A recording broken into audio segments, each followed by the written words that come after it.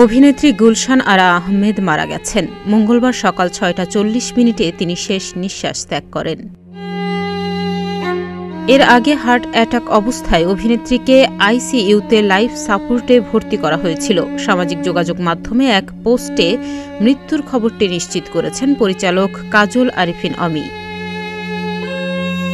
Post করে তিনি লিখেছেন, ইন্না লিল্লাহি ওয়া ইন্না ইলাইহি রাজিউন। আমাদের গুলশান আরা আপা আজ সকাল ৬টা ৪০ ইন্তেকাল করেছেন।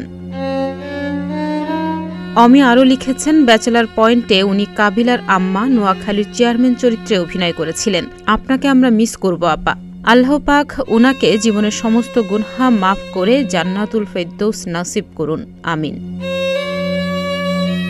২০০২ সালে বাংলাদেশ টেলিভিশনে একজন তালিকাভুক্ত শিল্পী হিসেবে টিভি নাটকে গুলশান আরার অভিষেক ঘটে।